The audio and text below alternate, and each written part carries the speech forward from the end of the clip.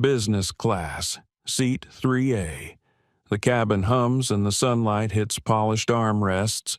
A sharp voice cuts the air. You are in my seat. A calm woman looks up. Danielle Harris, a leader who built an empire without raising her voice. The man leans closer. You do not belong here. Phones lift. Eyes lock. A captain arrives. Procedures are quoted. A quiet request becomes a demand. Who decides who belongs in the front of the plane when the rules bend for the loudest voice? What happens to the quiet truth? How far will one woman go to protect a simple seat and the dignity behind it? What power lives inside silence held steady? And what will the world learn when the person they tried to move refuses to stand? Tonight, you will step into a cabin turned courtroom. You will see a choice that grounds more than a flight. Like the video. Share it with someone who needs the courage. Subscribe to the channel, and let us begin. The late afternoon sun poured through the massive glass panels of Boston Logan International Airport, casting long streaks of gold across the polished floor. The hum of rolling suitcases, the low murmur of announcements, and the distant hiss of an espresso machine blended into the rhythm of travel. Danielle Harris walked toward gate C-21 with the unhurried grace of someone who had long ago learned never to rush for anyone. Her navy blazer fit perfectly, the gold pin on her lapel glinting under the light. In her right hand, she carried a slim leather folio. In her left, a boarding pass for North Star Airlines Flight 815 bound for Los Angeles, business class, Seat 3A. She moved past the final boarding call with a polite nod to the gate agent. Inside the jet bridge, the air felt warmer, infused with the faint scent of jet fuel and something metallic. A young flight attendant, name tag reading Evan Brooks, welcomed her with a practiced smile. She returned it with a soft thank you. Walking the short aisle into the calm, spacious front cabin. Business class was half full. A man in a tailored gray suit scrolled through his phone. A woman in a silk scarf adjusted her seat controls. Danielle found 3A, the aisle seat in the first row on the left, and placed her folio neatly in the overhead bin before sitting. She powered down her phone, folded her jacket over her lap, and allowed herself a breath. That was when she heard it. "Excuse me, you're in my seat." The voice was sharp, cutting through the quiet like a cracked bell. Danielle looked up slowly. A tall man stood over her, face flushed, one hand gripping the overhead bin. His crumpled boarding pass was clenched in the other. His hair was swept back, expensive watch catching the light. He had the air of someone who had never once doubted that the world bent in his direction. Grant Whitaker. She didn't know the name yet, but she knew the type. "I paid extra for this seat months ago," he said, his voice rising. 3A, right here. That's mine." Danielle's gaze didn't waver. "Sir, this is my seat." The cabin fell still. Even the soft whir of the air vents seemed to fade. A woman, 2 rows back, glanced over the top of her magazine. Another passenger quietly turned on their phone camera. Whitaker leaned in closer, his cologne sharp, his tone dripping with disbelief. "You don't belong here." There was no mistaking the weight behind those words. They weren't about a seat. They weren't even about a boarding pass. They were about the silent rules some people still carried in their bones, rules about who should sit where, who deserved what, and who didn't. Danielle said nothing. Her silence was louder than anything she could have spoken. Phones clicked on. The stillness in the cabin thickened, as if everyone could feel the air shift, heavy with something unspoken. From behind, Footsteps approached. Clara Monroe, the senior flight attendant, appeared from the galley, clipboard tucked under her arm. Her professional smile was tight, her voice carrying that well-trained tone of, "Let's just make this easy." "Can I see your boarding pass?" "Please," Clara asked. She was looking at Danielle, without breaking eye contact with Whitaker. Danielle reached into her blazer pocket and handed over her pass. Clara's eyes flicked over the details. Row 3, Seat A, business class, platinum pinnacle status. She blinked, then covered it quickly with a polite nod. "Thank you, ma'am." Whitaker's irritation only deepened. "I don't care what her ticket says. I booked this seat first. That should count for something." Clara finally asked for his pass. She checked it. The same seat number stared back at her. A double booking. Not common, but it happened. Still, something in Whitaker's stance made it personal. Clara turned back to Danielle. "We do have a seat available further back in business class if you'd like to move." Danielle's reply was calm, but it carried weight. "No, I prefer to stay here." Whitaker's voice turned ugly. Unbelievable. You think just anyone gets to sit in the front row these days? Ridiculous. The words landed with precision. The implication was clear. 2 seats over, a young black woman named Leah Simmons angled her phone just slightly, the red recording light blinking. The chat on her live feed began to grow. Danielle folded her hands on her lap, the gold watch on her wrist catching a glint of light. She could feel the eyes on her, some curious, some sympathetic, some waiting to see if she would stand, step aside, disappear quietly. She stayed seated. From the cockpit, the sound of the door opening was followed by firm footsteps. Captain Russell Kane emerged, tall and broad-shouldered, his pilot's cap tucked under his arm. His eyes scanned the cabin, locking on Clara, then Whitaker, then Danielle. "What seems to be the problem here?" Clara explained quickly, showing him both boarding passes. Kane's jaw tightened. Then he turned to Danielle first. "Ma'am, I'm going to need you to move to another seat so we can resolve this at the gate. It'll just be easier." The words landed like a slap. There was a ripple of quiet gasps through the cabin. Danielle didn't flinch. "Captain," she said evenly, "is this your procedure or your assumption?" Kane hesitated. Whitaker smirked. Phones stayed up. The tension held. Danielle's voice was low, but it carried to every corner of the cabin. "I have my seat. I have my boarding pass. I will remain here." Leah's live-stream chat spiked. Comments rolled in fast. "She's right. This is discrimination. Stand your ground." Whitaker shook his head, muttering something about people abusing the system. Danielle's hands stayed still in her lap, but in her mind, an old familiar thought surfaced. This isn't just about me. This is about every time someone thought they could push me aside because they didn't know who I was, and she had no intention of moving. Captain Kane did not look pleased. His eyes shifted between Danielle and Whitaker as if weighing which choice would cause less trouble for him. The silence stretched, heavy and unblinking. Finally, he sighed.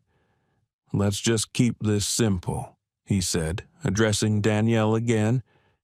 "If you'll come with me, we can find you another seat. This way, we can get in the air on time." Danielle did not move. She studied his face, noting the tightness around his mouth, the way his gaze slid toward Whitaker as though seeking approval. It was not the first time she had seen this dynamic. A loud man demands. A quiet woman is told to adjust. Clara Monroe stepped in with a smile that never reached her eyes. "Miss Harris, if you don't mind, it's really not a big deal. We have a lovely seat just a few rows back. You'd still be in business class." Danielle tilted her head slightly. "If it's such a lovely seat, perhaps Mr. Whitaker would enjoy it." The suggestion hung in the air, sharp enough to draw a murmur from a few passengers. Whitaker's face flushed a deeper shade. "I'm not moving," he snapped. "I booked this seat first." Danielle folded her hands, feeling the cool metal of her watch against her skin. She was aware of Leah Simmons still recording a few rows back. Every word, every pause was being preserved and broadcast to an audience that was growing by the minute. Her mind flickered to board meetings from years past. Men who leaned back in their chairs, who spoke over her, who dismissed her contributions until someone else repeated them. She had learned the value of stillness in those moments, the way it could turn pressure back on the one applying it. Clara's voice was gentle, but insistent. "Ms. Harris, please, we need to get everyone settled. Cooperation would be appreciated." The word cooperation stuck with her. It was always the one used when someone wanted you to give up your place without a fight. Whitaker leaned in again. "You know, it's people like you who make everything more complicated. Just take the other seat. This is ridiculous." Danielle looked up at him. "Ridiculous," she repeated quietly, as if tasting the word. Evan Brooks appeared from the galley, his brow furrowed. "Is there a problem?" His tone was cautious, but his eyes lingered on Danielle with a flicker of concern. "Nothing we can't handle," Clara replied quickly, cutting him off. "We're just getting Ms. Harris relocated." Danielle spoke before anyone else could. "Relocated," she said, keeping her voice calm. "That's an interesting choice of word." Whitaker gave a short laugh. "I don't care what you call it. I just want my seat." Leah's phone caught every syllable. The chat was alive with commentary now. "She's being targeted. This is bias. Stand firm." Others typed in disbelief, asking how something like this could still happen. Captain Kane shifted on his feet. "Ms. Harris, please, this isn't worth making a scene." Danielle considered him for a long moment. "It may not be worth it to you, Captain, but to me, it is." For a moment, the only sound was the low hum of the air conditioning. Even the rustle of magazines had stopped. Passengers were holding their breath, waiting for what would come next. Whitaker muttered something under his breath about special treatment and rules not applying. Danielle caught the words, as did at least two other passengers who turned to look at him sharply. She felt her heart beat once, slow and deliberate, like a drum signaling the start of something inevitable. She thought of the young women who worked for her company, of the ones who still hesitated to speak up in meetings. She thought of her mother, who had told her, "If you give away your place once, they'll take it every time." Clara checked her watch. "Captain, we're going to lose our slot." Kane nodded, clearly impatient. "Ms. Harris, I'm asking one last time." Danielle did not raise her voice, but her words carried to every corner of the cabin. "And I'm telling you, Captain, this is my seat. I will not be moving." Whitaker's mouth opened, but before he could speak, a woman across the aisle cleared her throat. "She's right. She's been here since boarding started. I watched her sit down." Another passenger chimed in. "Yeah, and why are you asking her to move instead of him?" Clara's smile faltered. Kane's jaw tightened. The balance of the cabin was shifting. the quiet support beginning to take shape. Evan Brooks looked between the passengers and Danielle, then back to Kane. "Sir, maybe we should double-check the booking system. If it's a duplicate assignment, it needs to go through ground operations." Kane hesitated. Whitaker glared at Evan, clearly unhappy with the suggestion. Leah adjusted her phone, the angle now catching Danielle, Whitaker, and both crew members. Her viewers' count ticked past 500. Comments urged her to keep filming. Clara excused herself to the galley, returning moments later with a tablet. She tapped the screen quickly, her brow furrowing. "It's a double booking," she admitted, reluctantly. "Looks like both reservations were assigned 3A. Danielle nodded once. "Then I suggest we resolve it based on ticket status, not volume of complaint." Whitaker scoffed. "Status, please. I don't play those silly airline games." Clara's eyes shifted as she read further down the screen. Her lips pressed together. "Ms. Harris's Platinum Pinnacle, Mr. Whitaker, you're listed as standard business, for a heartbeat." No one spoke. Whitaker's smirk faltered, but his stubbornness remained. "I booked first. That should matter." Danielle's voice was calm. "What should matter is fairness. What should matter is the truth. But it seems those are negotiable here." Kane's eyes flicked toward the cockpit. "We'll need to call someone from ground operations to finalize this." Whitaker threw his hands up. "This is absurd. Just get her out of my seat." Danielle sat straighter, her gaze fixed on him. "This isn't your seat. It never was." There was something in her tone that made him look away. Kane signaled for Clara to make the call. She stepped away again, her radio crackling softly as she spoke. Evan remained near, his presence subtle but solid, as though offering silent backup. Leah's phone buzzed with messages from viewers telling her this was about to go viral. She kept recording. Danielle breathed evenly, her mind calm despite the rising tension. She could feel the moment building toward something more. Not just a resolution of a seating error, but a line drawn in the sand, and she had no intention of stepping back. Clara returned with the tablet held like a shield. Her smile was taut. Her voice sounded rehearsed. "Ms. Harris, let us move you to 6C. It is a window with extra leg room. We will bring you a welcome drink right away." Danielle looked at the tablet. She did not reach for it. She did not reach for anything. She kept her hands folded in her lap, as if anchoring herself to the seat that bore her name. "Thank you," she said softly. "I will remain in 3A. Grant Whitaker snorted. He spoke to Clara as if Danielle were invisible. "This is ridiculous. You are the crew. You decide. Move her so we can take off." Clara glanced at Captain Kane. The captain stood in the aisle, tall and impatient, like a man watching the last minutes of daylight slide away before a storm. He wanted the easy answer. She could feel it. Everyone could. "Ms. Harris." Clara tried again. "We are on a tight schedule. If you cooperate, we can push back on time and I will make sure you're comfortable." Danielle lifted her eyes. "Cooperate," she repeated. "That is an interesting word. A word people often choose when they do not want to confront what is happening."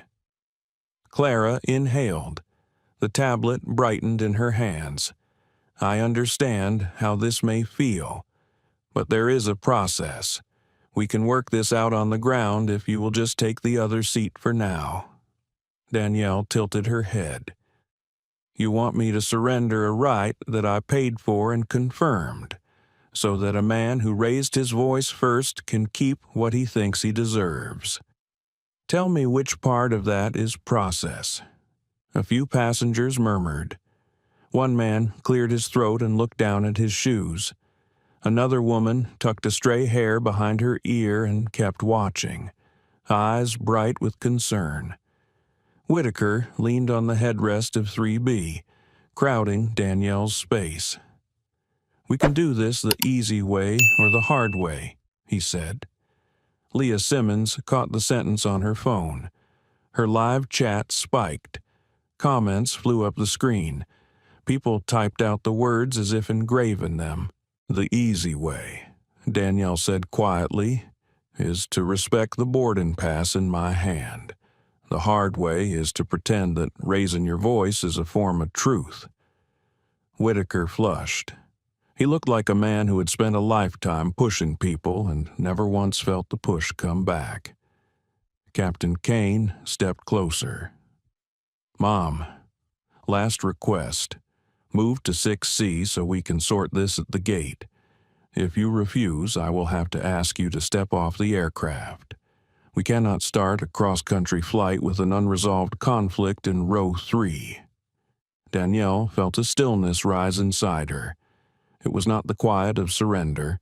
It was the quiet of resolve. The same quiet she had felt before approving a merger that would save 1,000 jobs.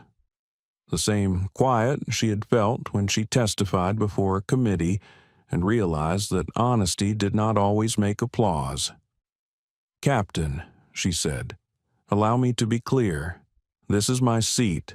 My boarding pass is valid. I will not move. If you need to call ground operations, do it. But do not ask me to pay for your assumptions." Silence followed. It was a thick silence, heavy as a cooled iron. The cabin seemed to gather itself. Even the overhead bins felt like they were listening. Evan Brooks stepped forward, nervous but steady. "Sir, we can call ground ops. They are quick.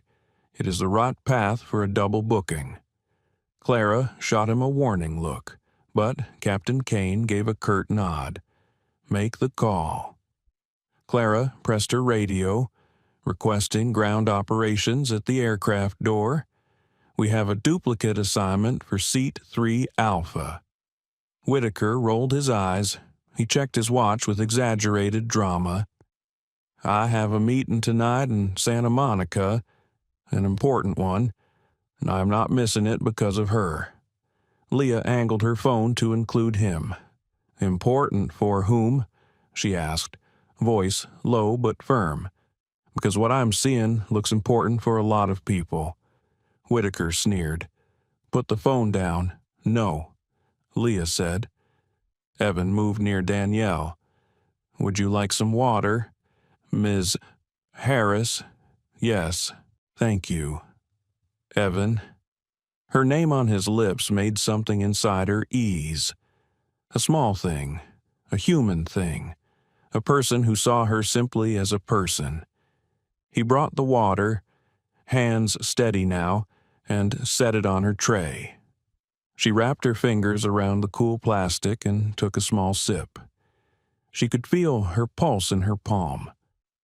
Slow, even, unafraid. Her thoughts drifted for a moment to a memory.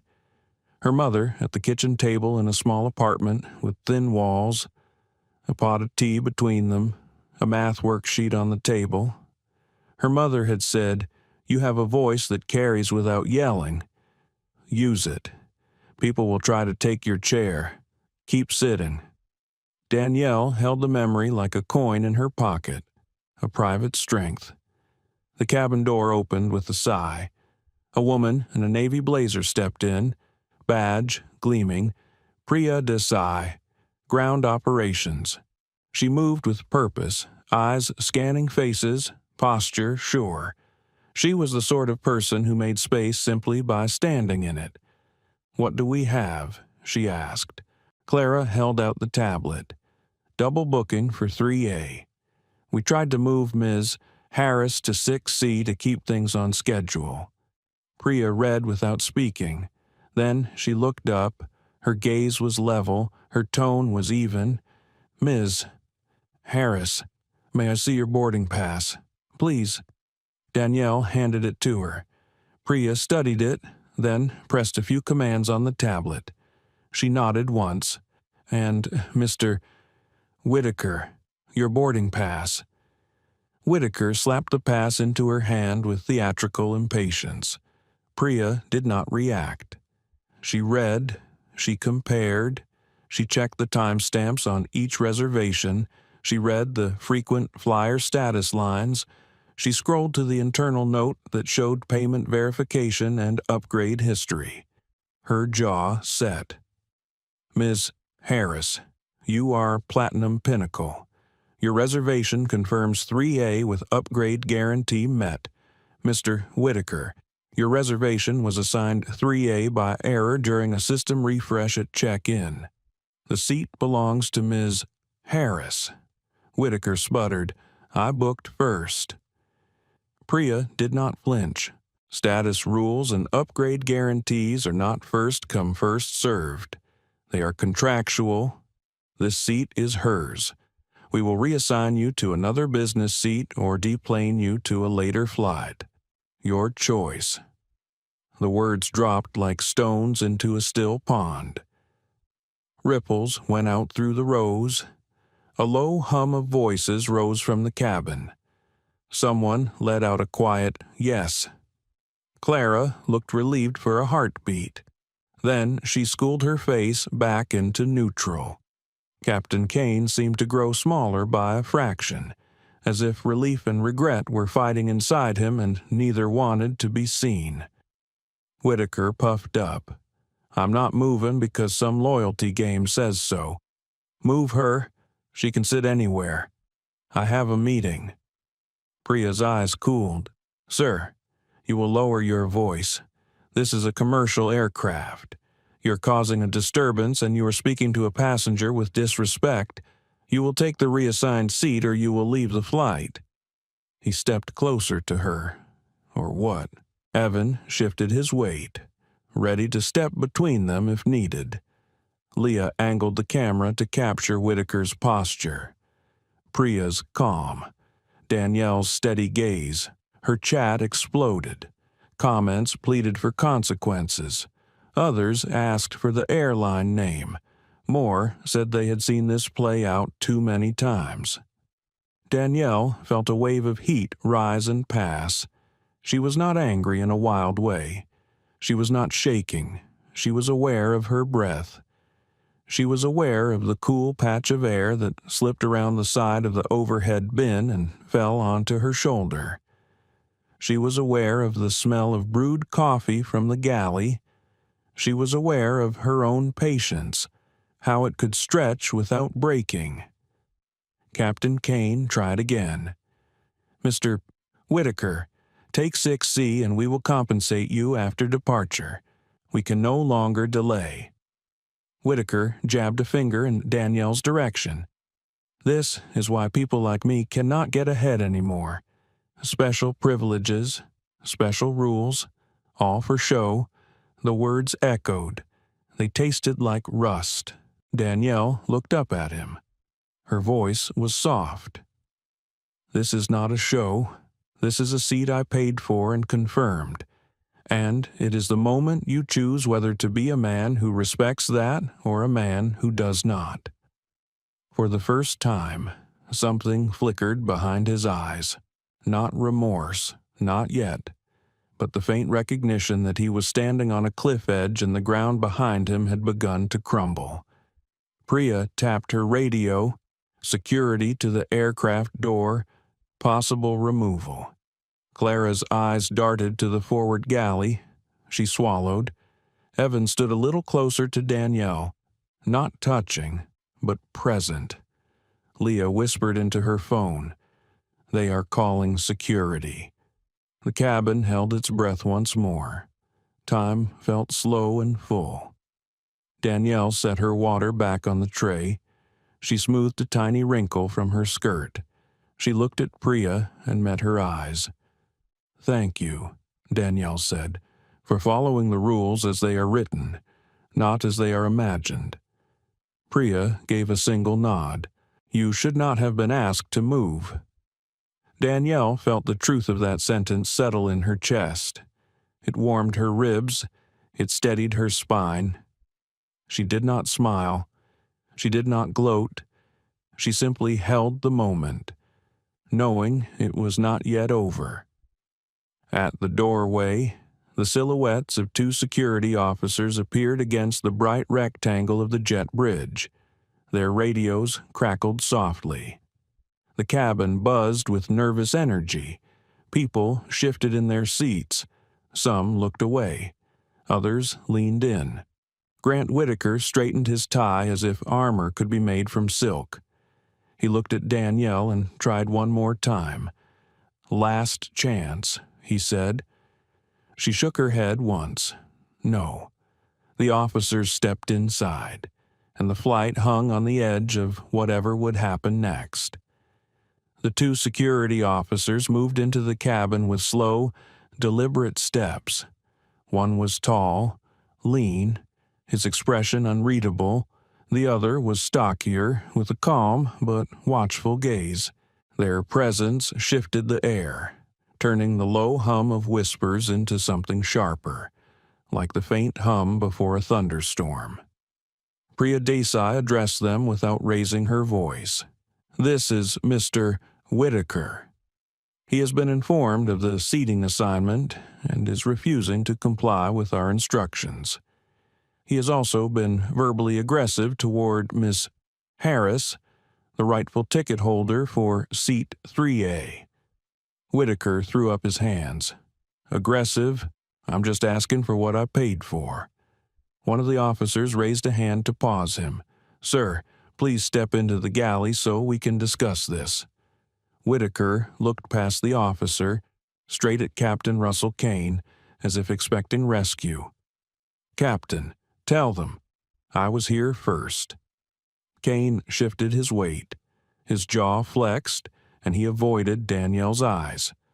The truth was, he wanted this to end without making a judgment that might follow him beyond this flight. But he could feel the cameras on him, the eyes, the judgment forming in real time. "Ms. Harris," he said, his voice tightening. "If you were to move to another seat," Danielle cut in before he could finish. "Captain, I'm in my assigned seat. Your own ground operations manager has confirmed that. There's nothing left to move from except the discomfort of those unwilling to see me here."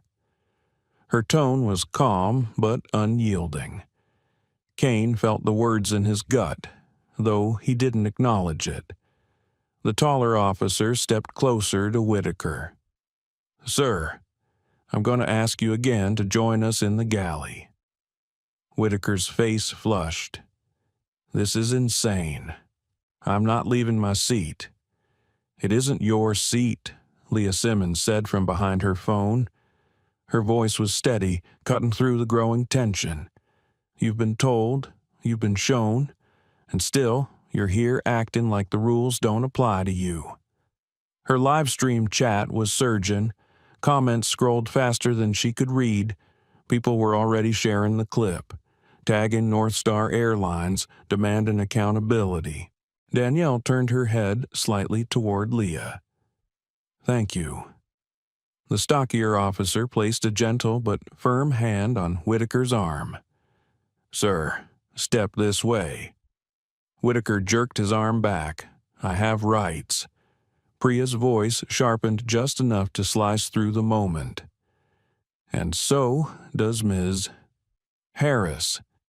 This airline honors the seat assignment of its highest status passengers.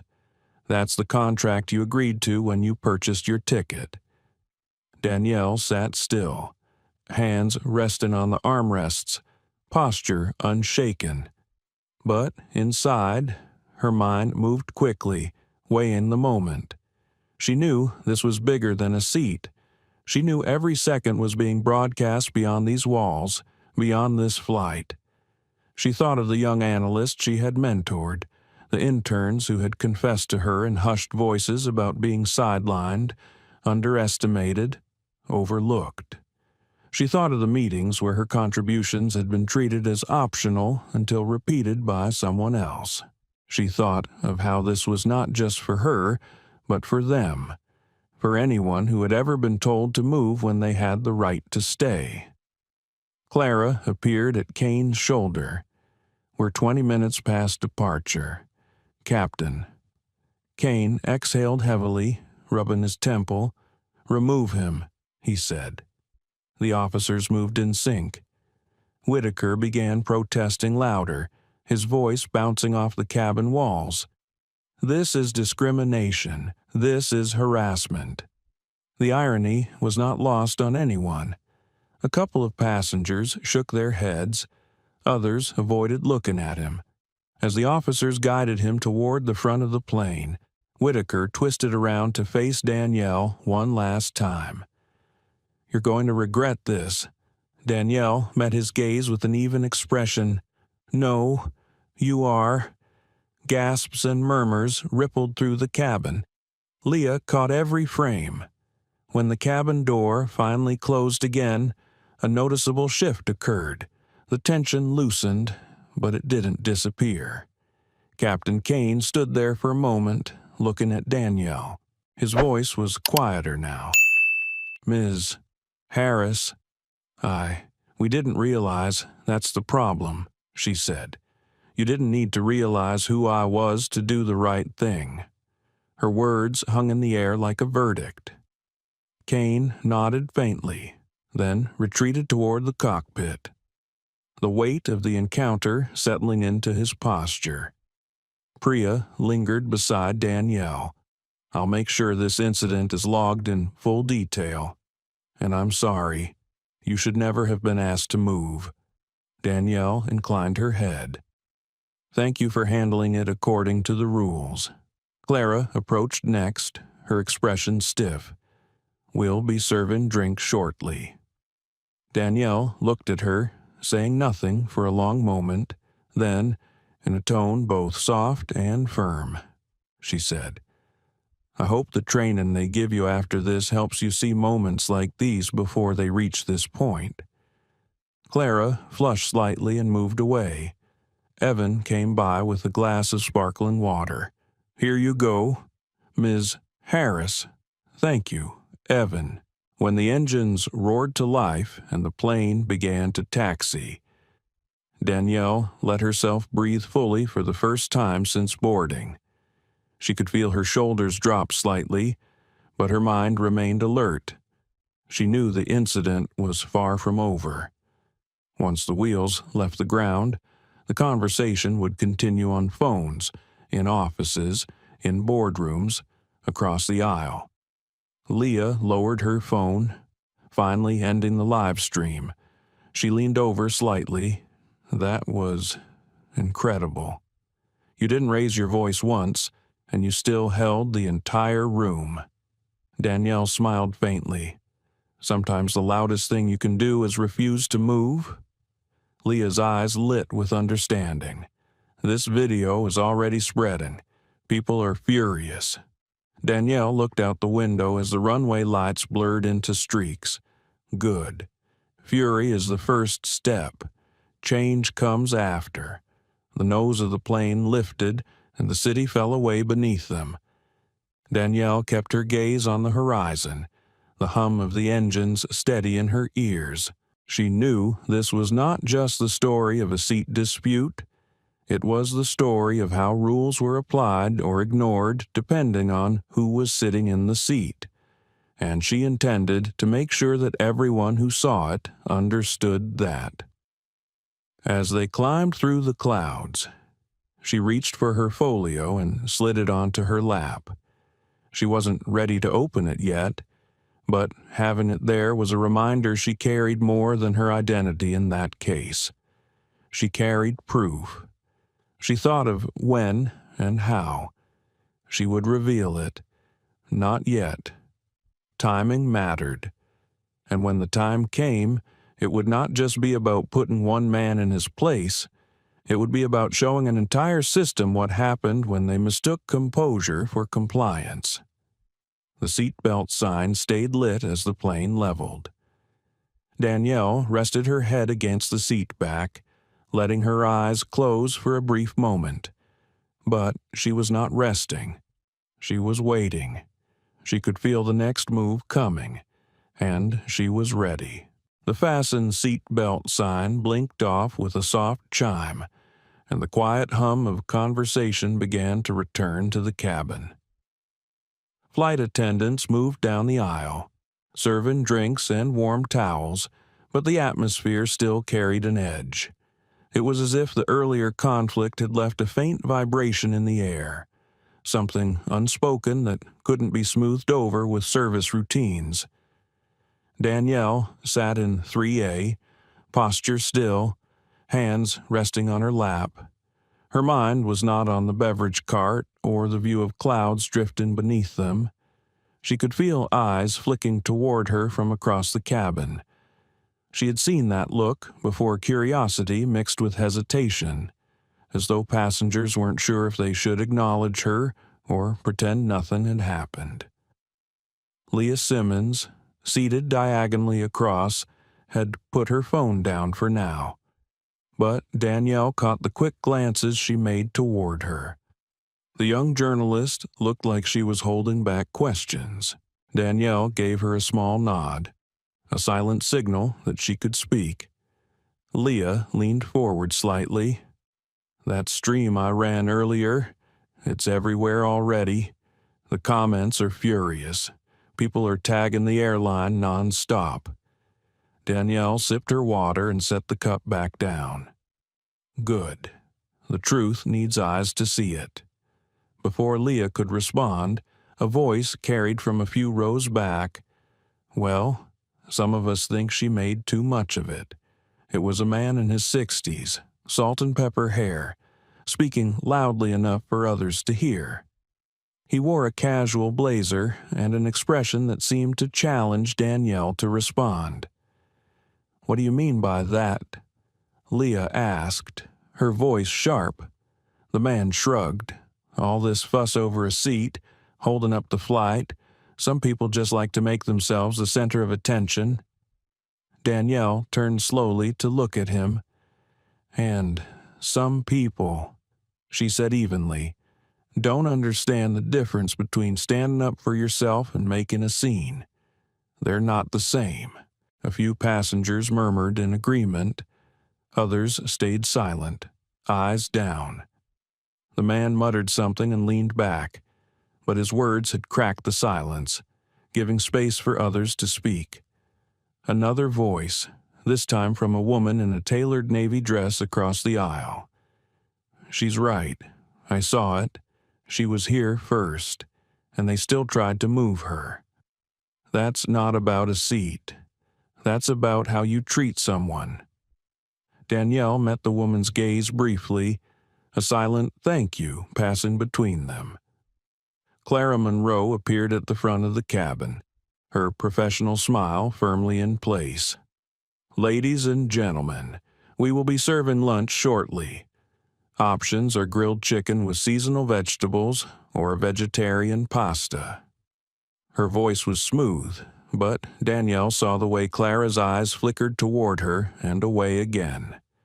The interaction was brief, almost invisible, but it carried a weight.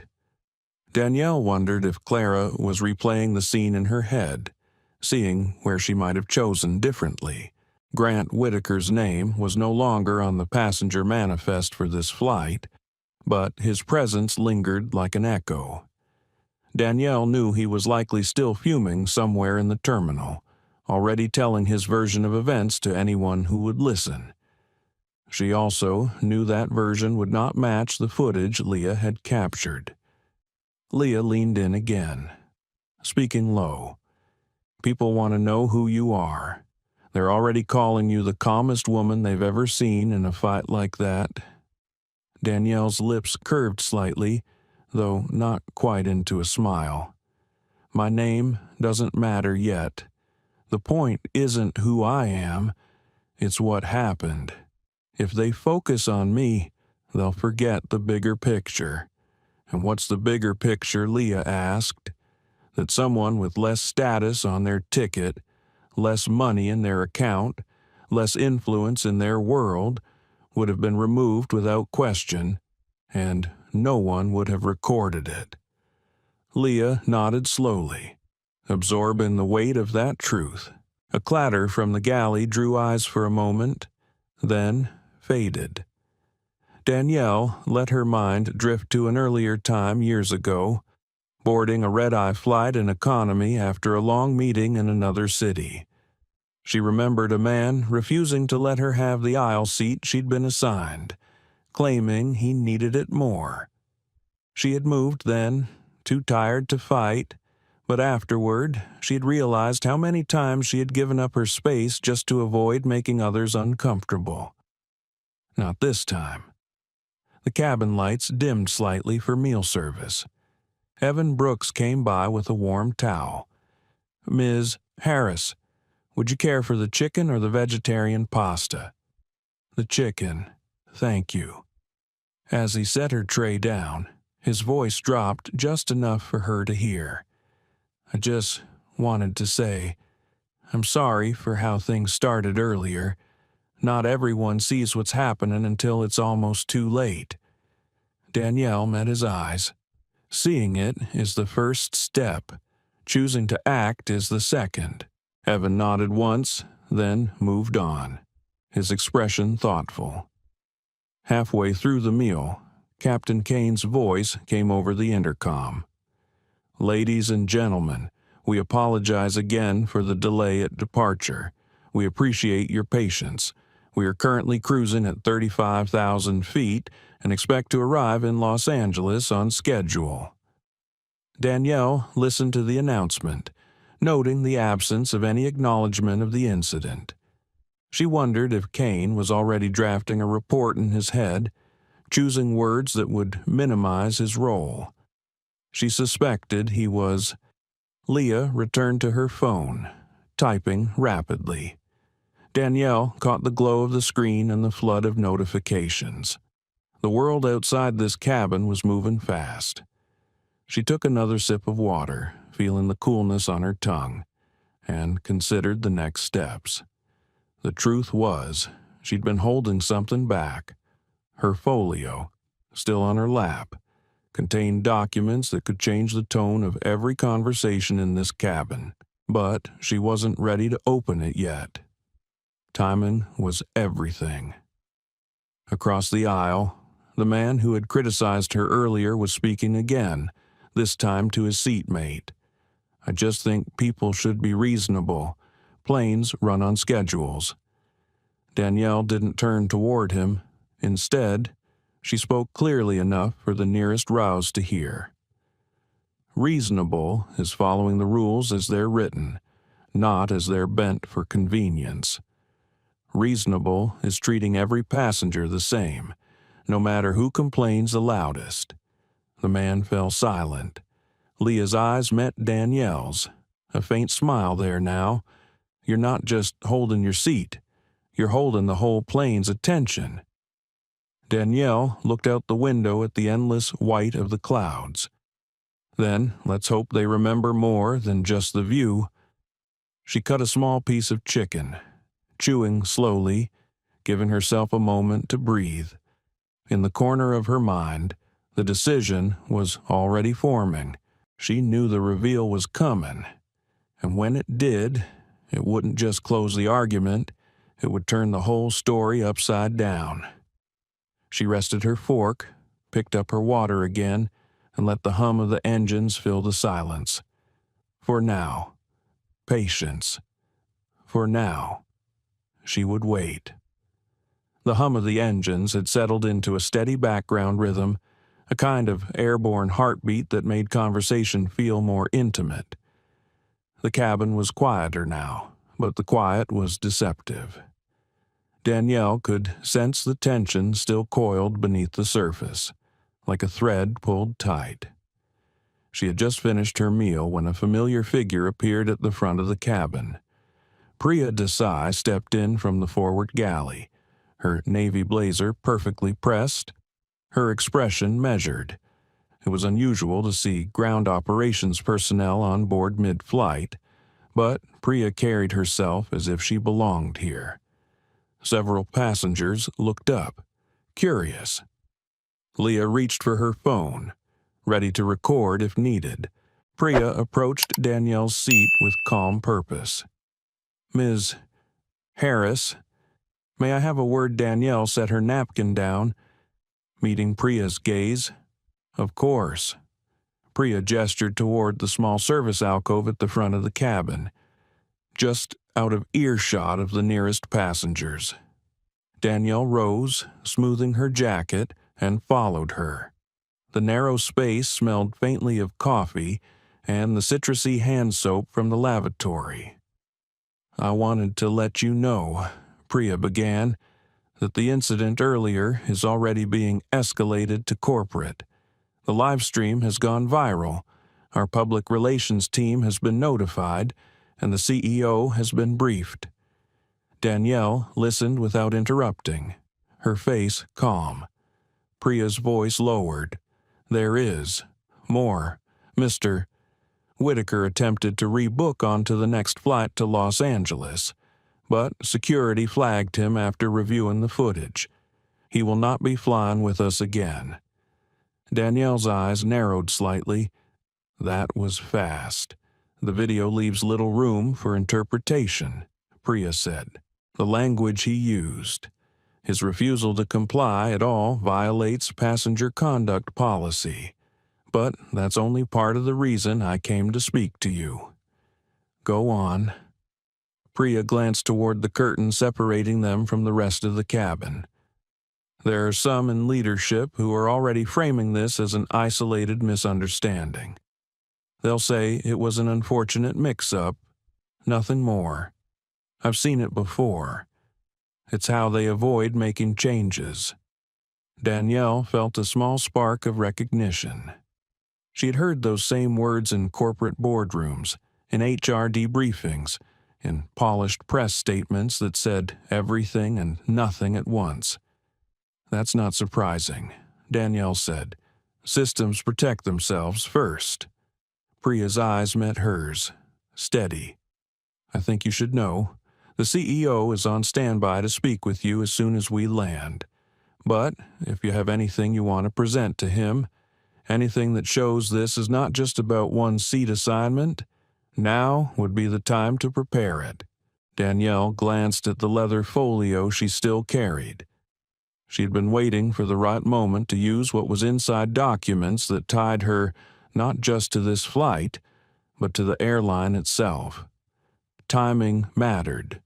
She wanted the reveal to be undeniable, impossible to reframe or downplay. "Thank you, Priya," she said. "You've been direct with me, and I appreciate that." Priya nodded once. "I'll make sure the captain knows that any further interaction with you needs to be handled with the utmost respect." As Danielle returned to her seat, she noticed the way passengers' eyes followed her. Leah was watching closely, phone in hand.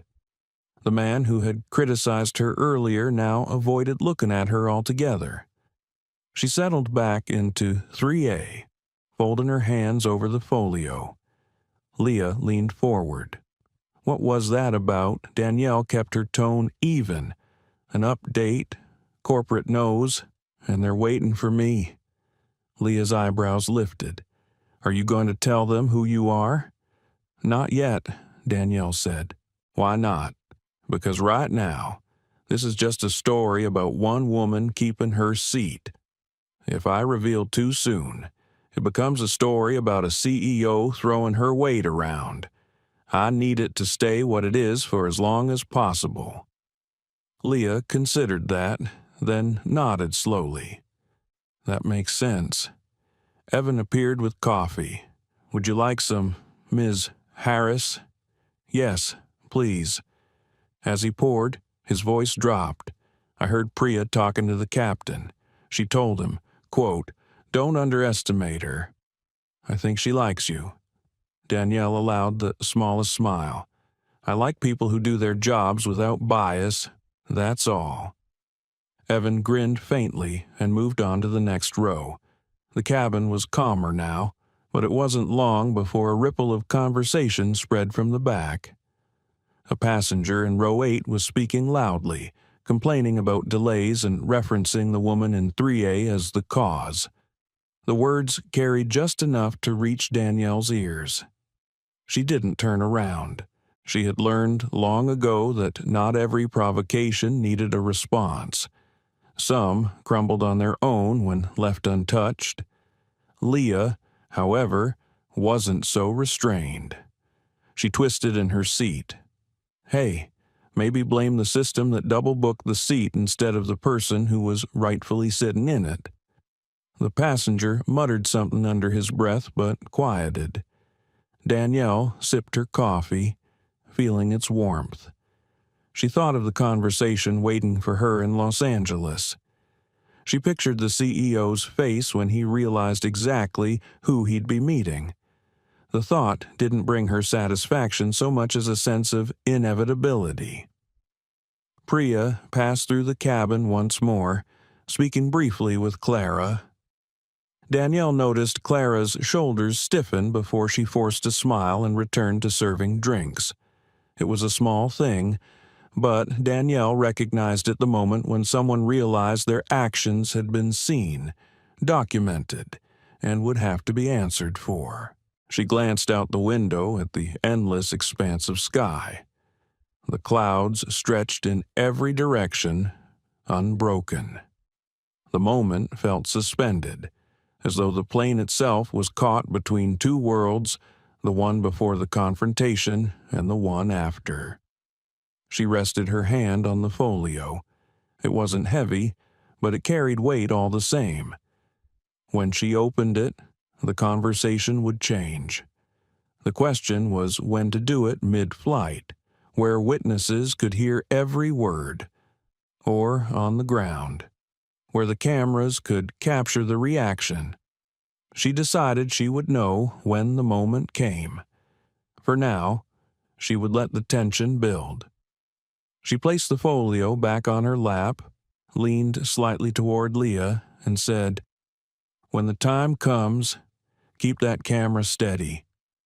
Leah's eyes widened, but she nodded. Got it. The rest of the flight moved with quiet efficiency, but Danielle could feel the undercurrent. Every time someone passed her seat, she caught a flicker of awareness in their eyes. She knew the story wasn't over. It was just waiting for the next spark. She could be patient. The cabin lights dimmed as the sun began to set beyond the horizon. Through the oval windows, streaks of gold and rose bled into the deepening blue, the kind of view that usually softened even the most restless traveler. But in 3A, Danielle Harris sat upright, her gaze fixed ahead, as if the beauty outside couldn't yet touch her. The folio still rested on her lap, the smooth leather cool beneath her fingertips. She had carried it through countless meetings, contract signings, and negotiations that had decided the fate of entire companies. Now, on this flight, it held something far simpler but far more personal proof of who she was, and why this entire incident was about more than one man's entitlement. Leah Simmons shifted in her seat, sensing the shift in Danielle's focus. "Is it time?" she asked softly. "Almost," Danielle replied. A few rows back, murmurs were still passing between passengers.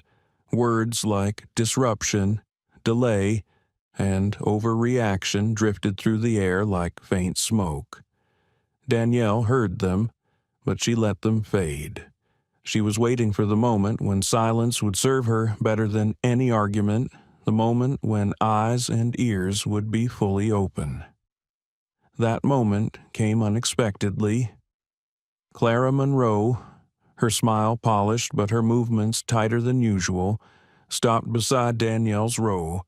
"Ms.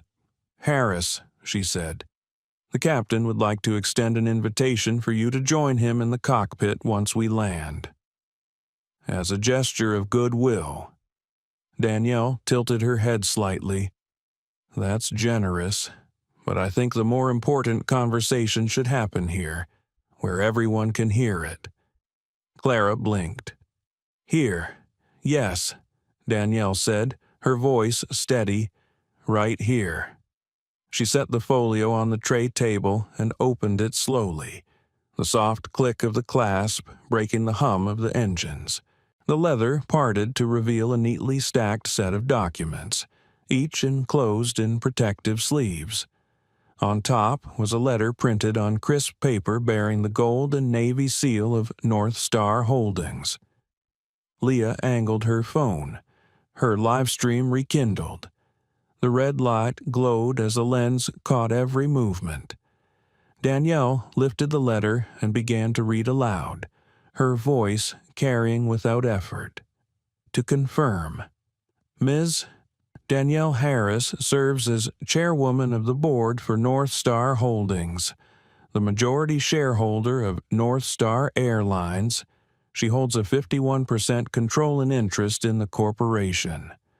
Gasps broke the air, heads turned, necks craned. Even the man who had criticized her earlier now stared openly, his mouth half open. Danielle lowered the paper. "So when I tell you that I'm in my rightful seat, it is not only because my boarding pass says so, it is because this airline operates in part under my authority, and today that authority was ignored, not because of a system error alone, but because of an assumption about who belongs in this seat and who does not." Evan Brooks had paused mid-step in the aisle, a tray of drinks in his hands. His eyes were wide, but his grip was steady. Clara, standing beside Danielle, shifted her weight as if suddenly aware of the ground beneath her feet. Captain Kane emerged from the cockpit, his face unreadable but his presence heavier than before. "Ms. Harris, if I may, you may listen," Danielle interrupted. The cabin was utterly still now. The hum of the engines was the only sound besides her voice. "This is not about humiliating one man," she said, "though Mr. Whitaker certainly earned the consequences of his actions. This is about every passenger who has been told to move, to step aside, to take less, because someone louder or more familiar demanded more." Leah's phone caught every word, her viewers flooding the feed with comments. "This is unreal. She owns the airline. Accountability now." Danielle placed the letter back in the folio and looked directly at Kane. "If I, as the owner of this airline, can be treated as though I have no place here, then what happens to those without my resources? Without my title?" Kane's throat worked, but no words came. Clara opened her mouth, then closed it again, her usual composure faltering. Evan stepped forward. "Ms. Harris, I just want to say, I'm sorry, thank you," Danielle said, and she meant it. Acknowledgement mattered. She turned back to the cabin. "I will be speaking with the board to ensure new training, new policies, and new leadership where necessary. What happened today will not be buried as a misunderstanding." A ripple of low applause began from the back, hesitant at first, then spreading. Not everyone joined, but enough did to change the air in the room. Danielle closed the folio and rested her hands on it. "Let's be clear. This seat is not a privilege granted at someone else's whim. It is a right, earned and paid for, just like anyone else's." Priya Desai appeared in the aisle, having moved quietly from her jump seat to stand near Danielle. She gave a subtle nod, her expression one of approval. Leah ended her live stream, already certain the clip would be replayed thousands of times before they even touched down in Los Angeles. Danielle leaned back, not with the satisfaction of victory, but with the composure of someone who had simply restored balance. Outside the window, the last light of day faded into a deep, endless night. The journey was far from over, but the course was set, and for the first time since she boarded, she felt the cabin truly belonged to everyone in it.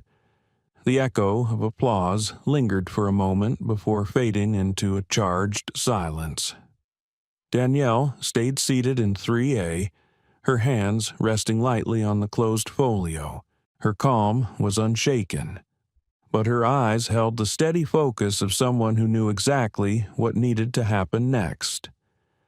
Priya remained at her side, as if ready to confirm or enforce whatever came next. Leah's phone was back in her hand, not live streaming this time, but recording nonetheless. The red light glowed, capturing every expression, every word.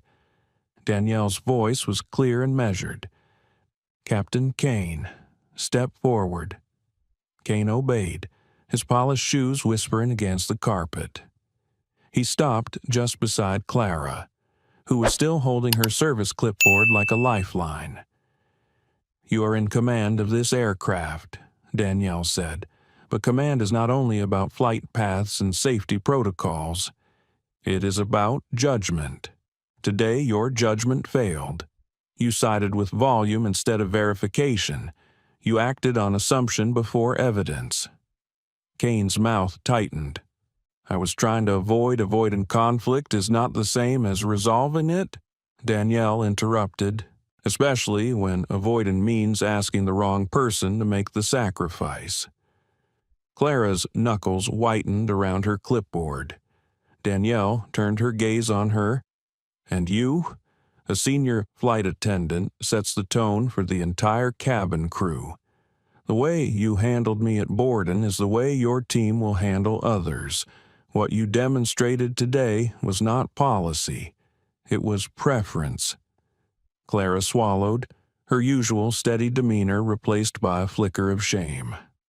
"This is not about embarrassing you," Danielle continued.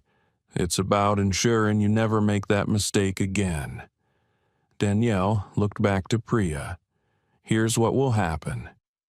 When we land, I want a written incident report from every crew member who witnessed what happened. That report will go directly to the board. I will expect it within 24 hours. Priya gave a sharp nod. "Consider it done." Danielle's gaze returned to Kane. "You will be the first to attend a new round of training on unconscious bias and passenger rights. Every senior officer under you will follow." Kane nodded, his pride clearly stung but his tone respectful. "Understood." Clara shifted, her lips parting to speak, but Danielle continued. "You will complete the same training, Clara, and you will lead the first refresher session for your own team." Clara's voice was quiet. "Yes, Ms. Harris." Leah's camera caught every detail: Kane's stiff posture, Clara's lowered eyes, Priya's steady composure. Danielle's tone softened slightly. "I don't believe every mistake is malicious, but I do believe every mistake has a cost. And the cost today was not just my time, but the trust of everyone in this cabin who watched the rules bend for the loudest voice." From further down the aisle, a passenger spoke up. "She's right. I've seen things like this happen before. Never thought I'd see someone actually push back and win." Danielle inclined her head toward the speaker. "It's not about winning. It's about setting the record straight so it doesn't have to be done again." Priya stepped in. "Ms. Harris, do you want to address the passengers as a whole?" Danielle considered this for a moment, then rose from her seat. She faced the cabin, her presence commanding without force. "I want you all to think about what you saw today," she began. "If you took away the titles, the money, the influence, if I were just another passenger without a camera on me, would the outcome have been the same?" A few people shook their heads. Others stayed silent, but their eyes told the truth. "That's the problem," Danielle said. and it's why this incident won't disappear when we land." Leah's phone caught the ripple of reaction moving through the rows. "From this point forward," Danielle continued, "this airline will operate under a zero-tolerance policy for discrimination of any kind. No passenger will be displaced without documented cause that stands up to company and federal policy. Every crew member will be retrained on this within the month," Priya added, "and I will personally oversee the first sessions." Danielle nodded. "Thank you, Priya." She returned to her seat, feeling the subtle shift in the air. The tension had not vanished, but it had changed shape. What had begun as confrontation was now something else: accountability taking root in real time. Evan approached quietly, leaning down to speak. "I've worked in this job for 4 years, Ms. Harris, and I've never seen anyone talk to the captain like that." Danielle looked at him. Maybe it's time someone did. He smiled faintly, then moved back toward the galley. For the rest of the flight, conversation hummed in low tones. Some passengers avoided eye contact. Others offered small nods of respect when Danielle glanced their way. Leah kept her phone on the armrest, the recording light still burning, ready for anything more. Near the end of the cabin, the man who had criticized her earlier now sat quietly, hands folded, eyes fixed on the seat back ahead of him. Outside, the last light of day had faded completely. The cabin was awash in the soft glow of reading lamps and the faint blue of night. Danielle closed her eyes briefly, not to rest, but to let her thoughts settle. She had done what she came to do, but she knew the ripples would continue long after the plane touched down. In her mind, she saw the faces of people she'd never met, passengers on future flights, who might be spared the same treatment because of what happened here. That was the point. Not the seat, not the title, the change. She opened her eyes again, steady and calm. The engines hummed, the flight continued, and somewhere in the heart of this plane, a shift had already begun. The landing gear lowered with a muffled thud, and the cabin trembled as the aircraft descended toward Los Angeles. The city lights glittered below like scattered embers in the night, stretching endlessly in every direction. Inside the plane, the atmosphere was taut with anticipation. The earlier confrontation had left its imprint, and though everyone tried to act as if the flight had returned to normal, the truth was that the story had only paused, waiting for the next scene to unfold. Priya Desai stood at the front of the cabin, speaking into her radio. Her voice was calm but clipped. "Security will meet us at the gate. Mr. Whitaker will be escorted off before any other passenger deplanes." Danielle heard her words, though she didn't react outwardly. She sat still, the leather folio on her lap, watching the lights grow closer. She thought about the man pacing some corner of the terminal earlier, stewing in his own entitlement. She knew this would not be a quiet removal. Men like him rarely allowed their departure to be graceful. The seatbelt sign pinged on. Captain Kane's voice came over the intercom, all clipped professionalism. "Ladies and gentlemen, we will be on the ground shortly. Please remain seated until the aircraft comes to a complete stop." The wheels touched down with a firm jolt, the engines roaring in reverse thrust. A ripple of relief moved through the cabin, but underneath it, a sharper current of expectation. As the plane taxied toward the gate, Danielle glanced across the aisle at Leah Simmons. The young journalist's phone was ready, camera aimed discreetly toward the front of the cabin. Leah's eyes met hers. "Ready," she mouthed. Danielle gave a small nod. The aircraft came to a stop. The seatbelt sign dinged off, and the shuffle of movement began, passengers reaching for bags, unbuckling belts, stretching cramped legs. But before anyone could stand, Priya's voice rang out clearly. "Remain seated, please." 2 uniformed security officers stepped into the cabin. Their presence was quiet but commanding. Behind them, Grant Whitaker appeared in the doorway, his expression tight and defiant. He had been allowed to reboard under supervision to collect his belongings. But it was clear he had no intention of leaving without one last display. "This is absurd," he announced to the cabin, projecting his voice as though auditioning for sympathy. "I paid for this flight, and I'm being treated like a criminal." From behind her camera, Leah caught the mutters and eye rolls of passengers who had witnessed everything. Priya stepped forward. "Mr. Whitaker, you were removed from this flight due to your conduct toward another passenger and crew. That decision stands. You are also hereby prohibited from future travel with North Star Airlines." Whitaker laughed, the sound brittle. "Oh, so now we're banning people for standing up for themselves." Danielle spoke for the first time since landing. Standing up for yourself is not the same as standing on someone else's rights. The cabin went still again. Whitaker turned toward her, his face flushed.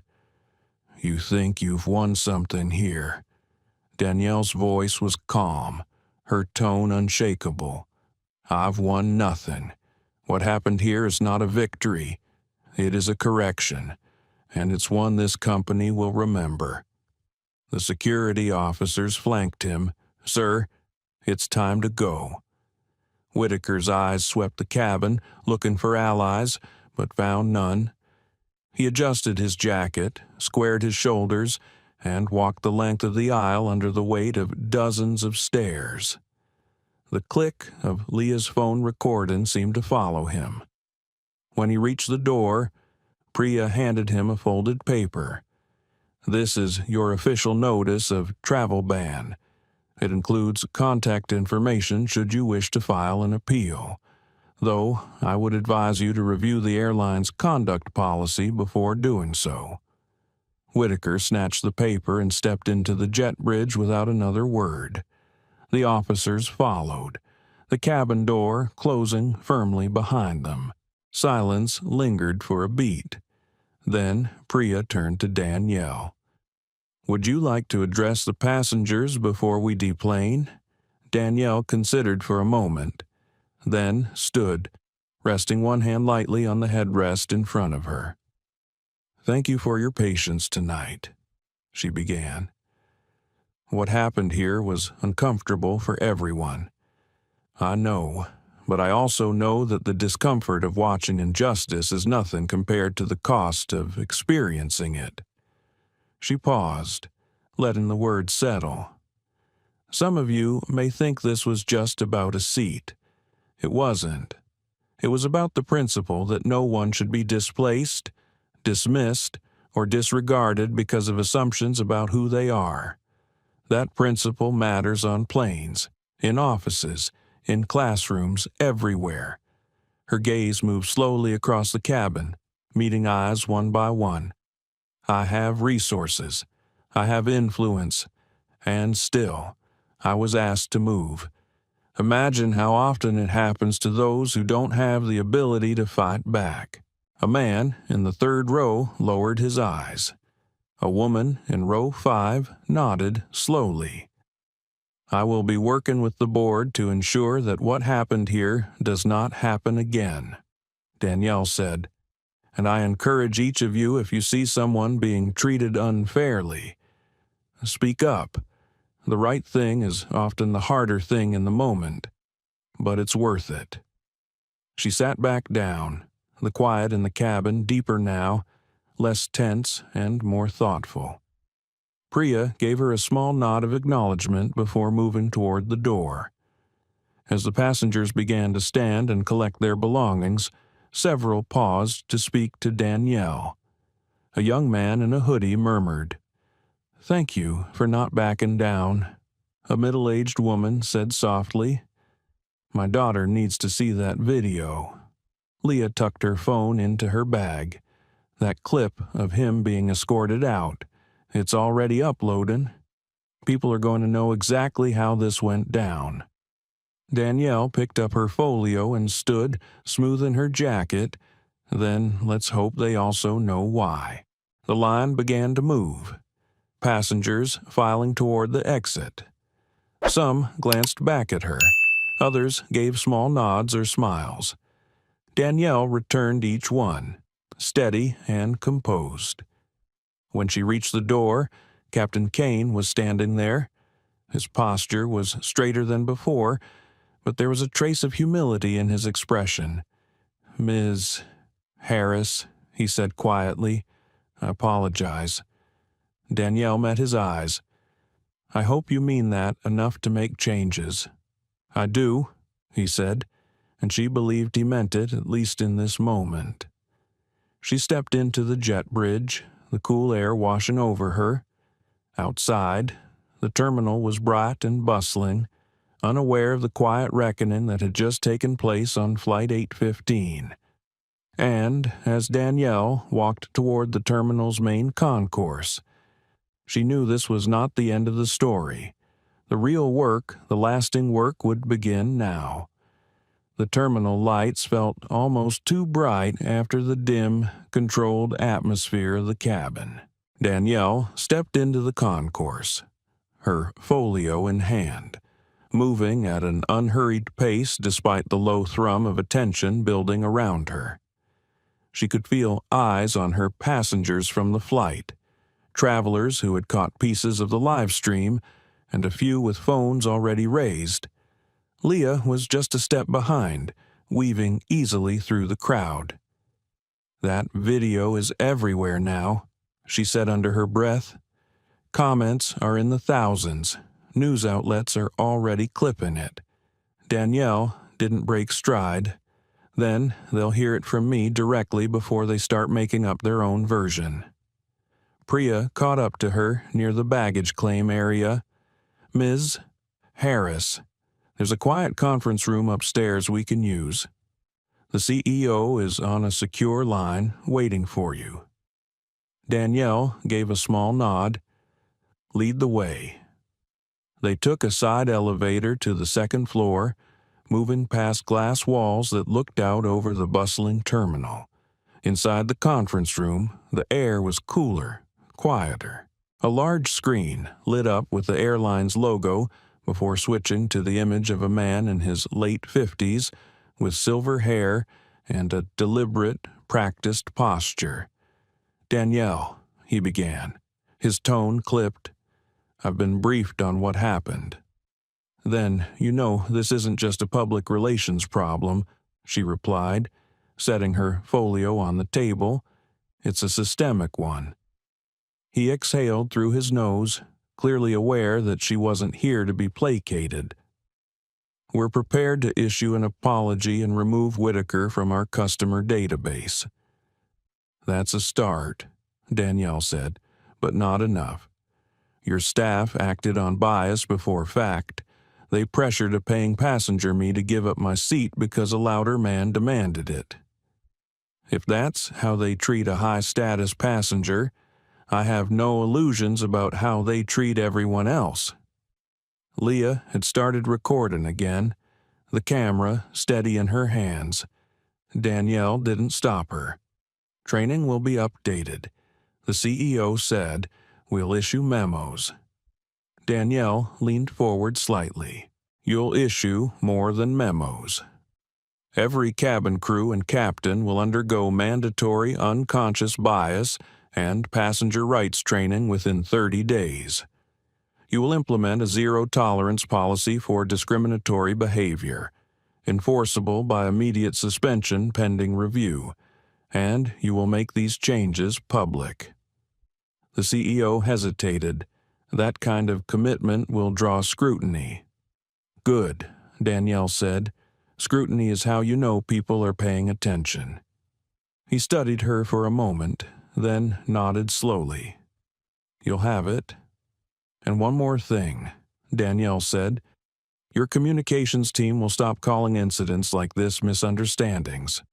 That word hides the truth." "Agreed," he said. She sat back, her expression calm but resolute. "Then we're done here." The call ended, the screen going dark. Priya looked relieved. "I'll coordinate with training to make sure the timeline holds." Danielle stood. "Thank you. Priya, you handled yourself well tonight."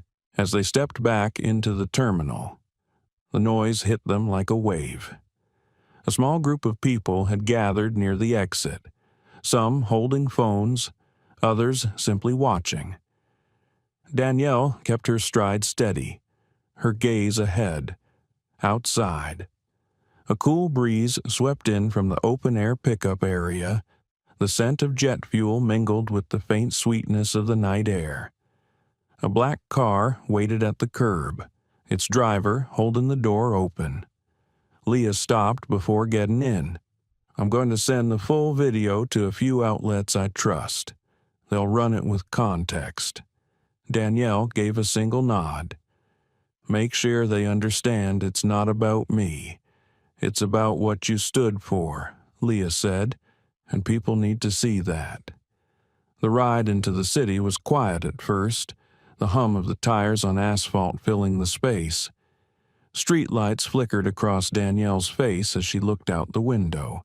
She thought about the faces in the cabin, the ones who had spoken up, the ones who had stayed silent, and the ones who had watched everything unfold without meeting her eyes. Her phone buzzed. It was a message from a senior board member. Saw the clip. "You did the right thing. Let's talk tomorrow." She put the phone away without replying. There would be plenty of talking in the days ahead. Half an hour later, they reached her hotel, a tall glass tower overlooking the downtown skyline. Inside, the lobby was calm, the scent of fresh flowers drifting from a vase on the reception desk. She crossed the marble floor, her heels clicking softly, and took the elevator up to her suite. The city spread out below her in lights, endless and alive. Danielle set her folio on the desk, removed her jacket, and sat in the armchair by the window. For the first time since boarding the flight, she allowed herself to exhale fully, but the calm didn't last long. Her phone rang an unknown number. She answered. "Ms.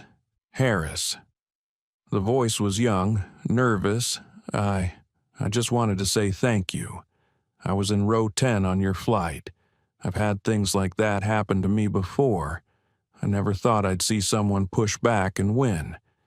Danielle's tone softened. "I didn't push back to win. I pushed back so it wouldn't happen to you again." The voice on the other end was quiet for a moment, then said, "I think it already made a difference." When the call ended, Danielle sat for a long moment, staring out at the lights. The night was just beginning for the city, but for her, the day's wait was finally settling in. Still, there was no regret, the discomfort, the confrontation, the scrutiny. It had all been worth it. Tomorrow, the airline's changes would begin to take shape. Tomorrow, the headlines would carry her words into homes and offices. But tonight, in the quiet of her room, Danielle let herself believe that a shift had already begun, not just in policy, but in people. She closed her eyes briefly, holding on to that thought. When she opened them again, the city was still there, vast and glittering, a reminder that there was always more work to be done. By sunrise, the story was everywhere. News anchors leaned forward over desks with serious expressions, clips from Leah's live stream looping in the corner of the screen. The moment Danielle opened her folio and read her title aloud played again and again, her calm voice cutting through studio chatter. Social media was a storm, some posts cheering her composure, others furious at the injustice that had unfolded. The hashtags carried her name alongside the airlines. Danielle sat at the small dining table in her hotel suite, sipping black coffee and scrolling through her phone. Every major outlet had requested an interview. Board members had sent texts of support. Strangers had written messages that ranged from heartfelt gratitude to deeply personal accounts of their own experiences with discrimination while traveling. One caught her attention, a short video from a young woman sitting cross-legged on her bed, speaking directly to the camera. "I'm a flight attendant," she said, "and I've seen passengers asked to move for reasons that had nothing to do with safety or seating. What happened to Ms. Harris? It happens to people without her resources all the time. I'm glad she didn't move." Danielle put the phone down and stared out the window at the waking city. The early light painted the rooftops gold, but she could feel the weight of expectation in every message, every headline. This was no longer about one flight. It was about a system being held to account. Her phone rang, Priya's name on the screen. "We've begun internal reviews," Priya said without preamble. "Crew members from your flight have already submitted their reports. Some are candid. Candid is good," Danielle said. "Truth doesn't change when you write it down." Priya hesitated. "There's also pushback. Some are framing this as overreaction." Danielle allowed herself a quiet breath. That's the sound of a system trying to protect itself. "We're scheduling the first round of bias training next week," Priya continued. "The CEO wants you to address the leadership team before it starts." "Tell him I'll be there," Danielle said. After the call, she dressed in a simple, dark dress and blazer, hair pulled back, her presence as precise as her words. Down in the hotel lobby, she met Leah, who had her camera bag slung over one shoulder. "The clip's been viewed 3 million times," Leah said as they walked toward the waiting car. "And that's just the original post." Danielle gave a small nod.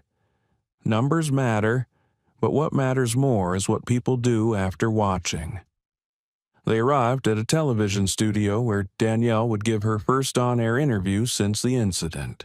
In the green room, a producer with a headset outlined the questions. But Danielle already knew what she would say. On air, the host asked her to recount the confrontation. She did so without embellishment, her tone steady. But when the host asked how it felt to be treated that way despite her position, she leaned in slightly. "It's not about my position. It's about the fact that without it, I might have been walked off that plane. And that's what happens to too many people whose names will never trend online." The clip went viral within the hour. By mid-afternoon, Danielle was back in the airline's headquarters, seated at the head of a long conference table. Senior executives filled the room, their faces composed but tense. Priya stood near the door, her presence quiet but firm.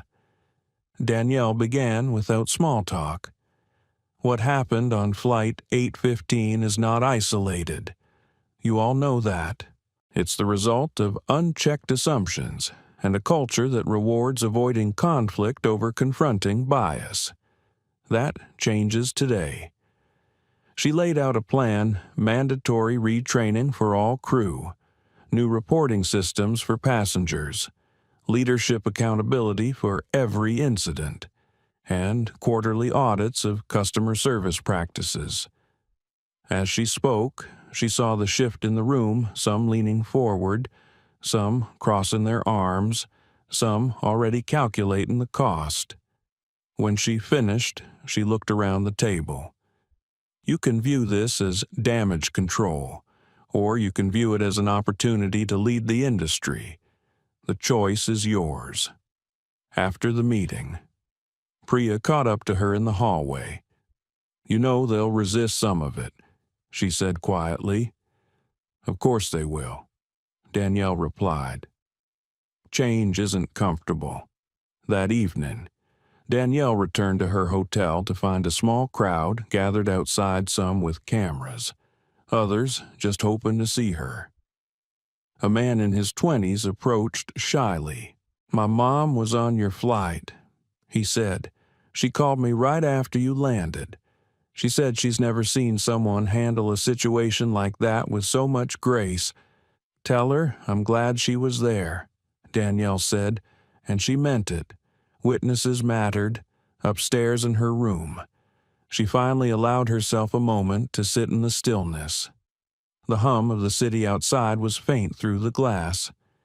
She thought about the next flight she would take, how she would walk down the jet bridge, take her seat, and wonder if the changes she had fought for had taken hold.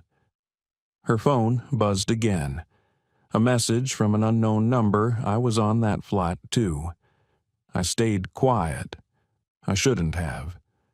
Thank you for speaking for those of us who froze. Danielle stared at the words for a long moment before typing her reply. Next time, you won't freeze. That's the point. She set the phone down and looked out at the city. The ripple had started.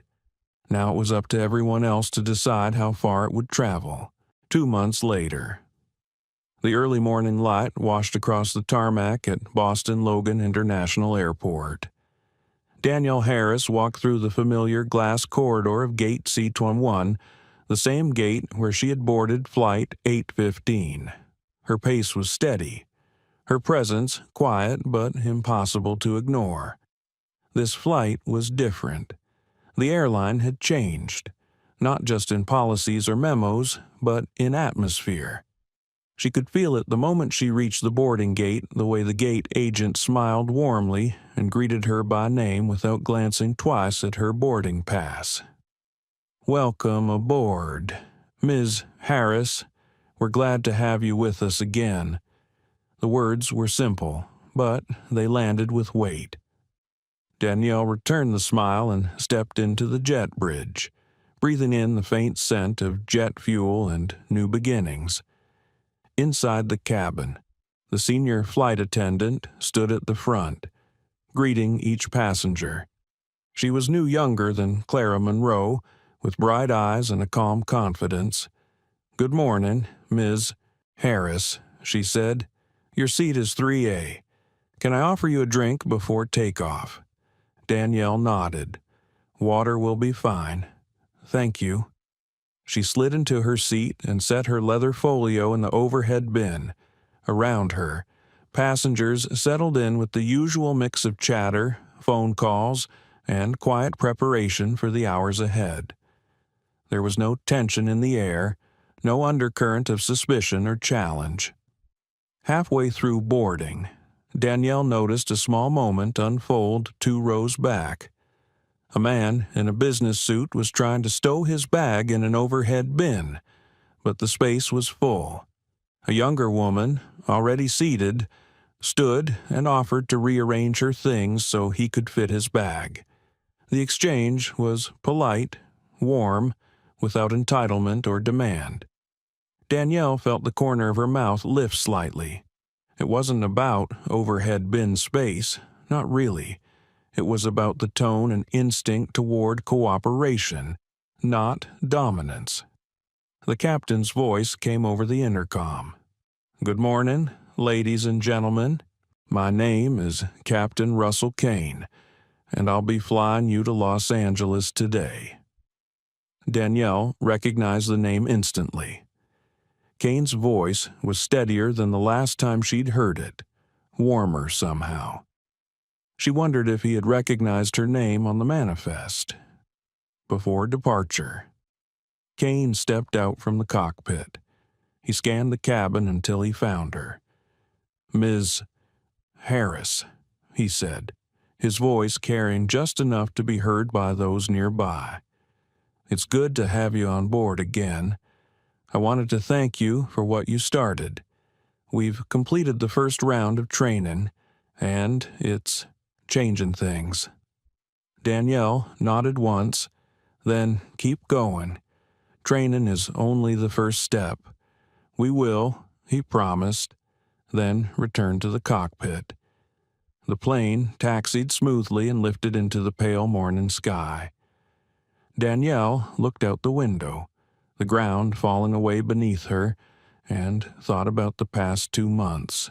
The training sessions had been rolled out to every crew member. The reporting system had been streamlined, and incidents of passenger displacement had dropped significantly. The board had signed off on quarterly audits, and Priya Desai had been promoted to oversee compliance company-wide.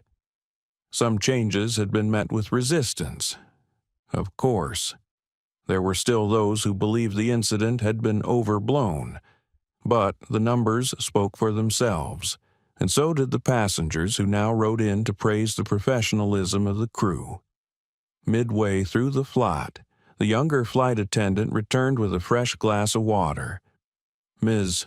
Harris, I just wanted to tell you, I watched your video when I was still in training. It's part of our orientation now." Danielle looked up, surprised. "It is, yes. We're told. This is how you stay calm. This is how you stand your ground without raising your voice. I've never forgotten it." "Thank you," Danielle said quietly. The attendant's smile was genuine. "Enjoy your flight."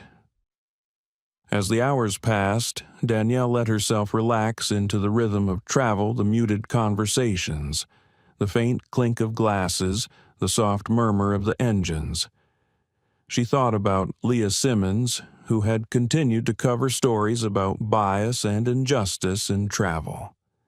She thought about Priya, whose sharp, steady leadership had turned a moment into a movement. And she thought, briefly, about Grant Whitaker. Now, just another name on a no-fly list, his outburst serving as a cautionary tale for others. Near the end of the flight, Captain Kane's voice came on again. "Ladies and gentlemen, we're beginning our descent into Los Angeles.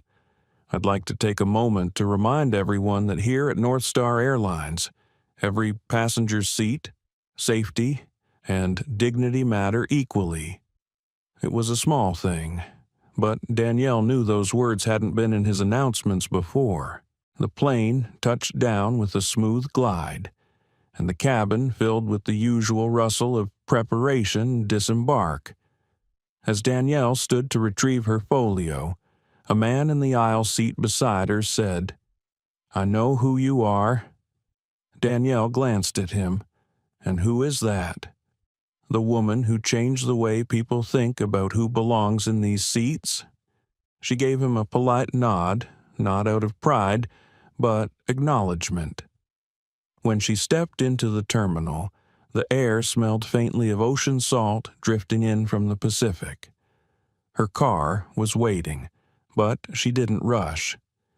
She stood for a moment, watching passengers from her flight greet loved ones, check their phones, or hurry toward connecting gates. She saw small kindnesses in motion, someone helping with a heavy bag, another holding a place in line. It wasn't perfect, it never would be, but it was better, and better mattered. As she walked toward the exit, Danielle thought about the journey that had started with a seat number and a refusal to move. It had grown into something larger than she had imagined, a reminder that the smallest act of resistance could echo farther than the person who made it. Sometimes, she thought, change begins not with a loud demand, but with a quiet no. She stepped into the sunlight, the sound of the city around her, and knew the work was not finished, but it was moving forward, one flight, one choice, one person at a time. The plane lands, but the story does not. A woman kept her seat, and a company found its mirror. Policies changed, training began, passengers felt seen, not because of outrage alone, but because quiet resolve met a louder lie and did not break. Let this linger with you. Dignity is not a luxury. It is a ride. Every time bias tries to push someone back, another person can choose to stand beside them. In a cabin or a classroom or an office, the rule is the same. Respect first, assumptions never. If this story moved you, carry it with care. Offer your seat when it is kindness. Defend your seat when it is justice. Condemn the small violences that hide behind convenience. Choose the harder right over the easier wrong. We will be back soon with more true moments of quiet courage and real accountability. Stay with us. Like the video, share it with a friend, subscribe to the channel, and turn on notifications. Until the next flight, take care of one another.